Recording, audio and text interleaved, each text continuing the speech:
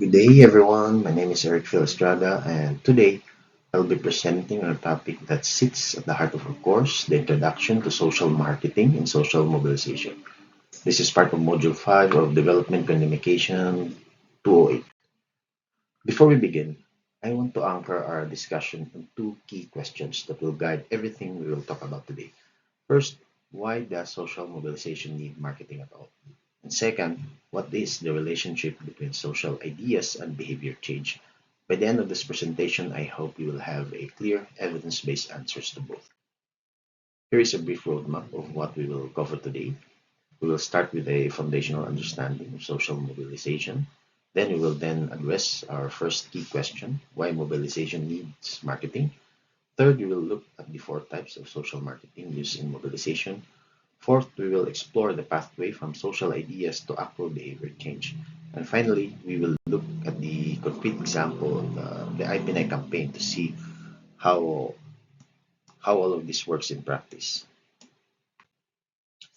Social mobilization, as defined by IGI Global and World Health Organization, is the process of bringing together all societal and personal influences to raise awareness, deliver resources, and cultivate sustainable community involvement. Three things stand out in that definition. It is collective, not about one person. It is participatory. Communities are active agents, not passive recipients. And it is sustained. Change does not happen overnight. These three pillars, raise awareness, deliver resources, sustain involvement, are the foundation of every mobilization campaign. And to build that foundation strategically, we need marketing. So let us ask, why does social mobilization need marketing? I love a quote that captures this perfectly, and while it is paraphrased from a broader literature, the idea is this: mobilization without strategy is just noise. Communities can have the best intentions, the most pressing problems, and genuine desire for change, and still fail to move people, attract resources, or shift policy if they do not communicate strategically. That is where social marketing comes in. This slide presents a side-by-side comparison. On the left, what happens without marketing, and on the right, uh, what marketing makes possible. Without marketing, good causes go unnoticed. So no matter how important the issue is, if it is not communicated in a way that resonates, it remains invisible. Target audiences stay uninformed or unmotivated. They may be the very people the campaign is meant to help, but they have no reason to engage. Resources fail to reach those who need them, and the overall effort remains fragmented. Different people pulling in different directions with no unified message. Now, with marketing, everything changes. Marketing allows us to segment audiences, which means we tailor our message to specific groups rather than broadcasting a generic appeal to everyone. It allows us to frame social problems in ways that are urgent and relatable, making people feel that this issue matters to them personally. It gives us tools to mobilize resources, communicating our case to donor agencies, government offices, and private sector partners. And it creates a coordinated campaigns with clear calls to action. As Andreessen put it in 1995, social marketing is the application of marketing technologies to the solution of social problems, where the bottom line is behavior change. It is not about selling a product, it is about applying marketing intelligence to achieve social good. There are four types of social marketing and mobilization, each with a different audience and purpose. First, behavior change, targeting primary audiences like mothers or teenagers to adopt desired behaviors such as nutritious cooking or quitting tobacco. Second, policy and advocacy. This is where we target lawmakers and executives to enact policies that support and sustain the desired change. Third, resource mobilization, targeting donor agencies and companies with CSR programs to release the financial and material support the campaign needs. And fourth, shaping public opinion. This is where we target the general public and media so that visible, widespread support creates a favorable social environment. Each type requires a different communication mix, different audience, message, and channel. Now to our second key question. What is the relationship between social ideas and behavior change? This is perhaps the more philosophical of the two questions, but it has deeply practical implications for how we design campaigns. The core insight drawn from Salmon, Post, and Christensen's 2003 work on mobilizing public will is this: ideas by themselves do not change behavior, but strategically communicated ideas can. This slide maps the pathway from a social idea to actual behavior change. From social idea, framing, segmentation, message and channel, and behavior change. It starts with identifying the core problem.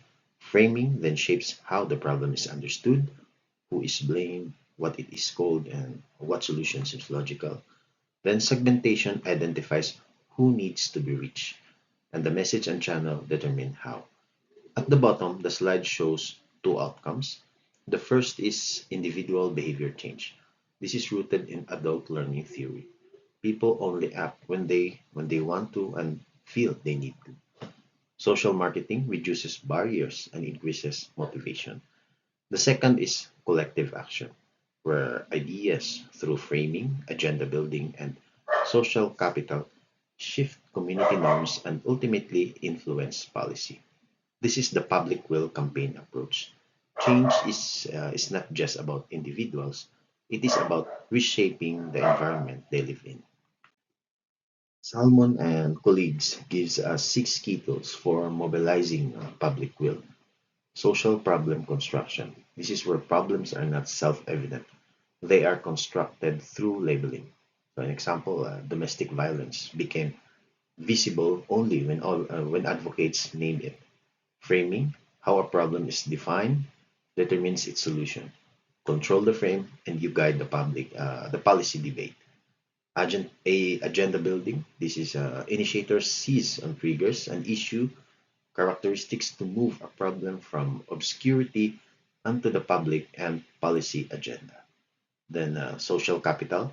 This is informal networks and coalitions amplify campaign reach far beyond paid media. Influential spokespersons carry weight that advertising cannot buy. Then a spiral of silence. This is people express opinions they believe are safe and popular. Social marketing can shift that perceived climate so more supporters feel confident speaking out.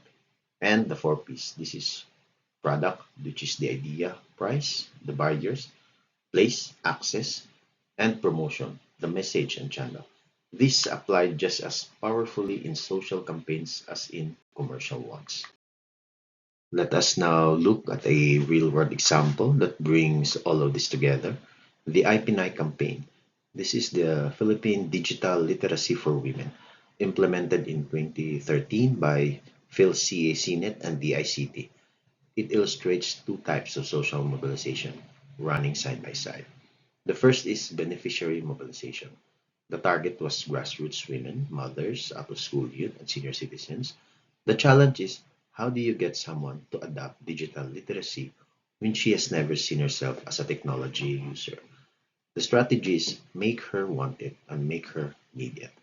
All four P's were applied: product positioning, tailored message treatment, access through community centers, and reducing barriers to participation. The second is resource mobilization.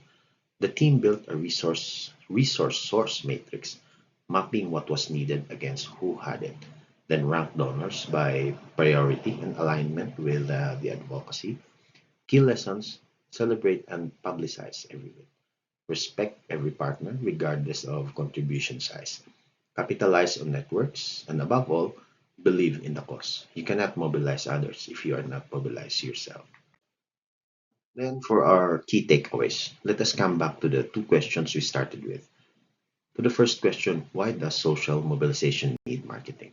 The answer is this: good intentions without strategy are insufficient. Marketing provides audience insight, message framing, resource mobilization, and behavioral persuasion. Without it, even the most urgent cause can go unheard. To the second question: what is the relationship between social ideas and behavior change? The answer is social ideas became behavior change through strategic, audience centered communication. The four P's framing, social capital, and public will campaigns are the bridges that close the gap between an idea and an action. And the core insight that ties both together, effective social marketing operates at two levels simultaneously. It changes individual behavior, making people want and need to act differently, and it reshapes the social environment, shifting norms, influencing media, and moving policymakers so that the conditions for change exist. This is not a one or the other approach. The most powerful campaigns work on both levels at once. And these are the references of my presentation. And this is the last slide. Thank you very much for listening. And please feel free to answer the discussion questions posted in the portal below.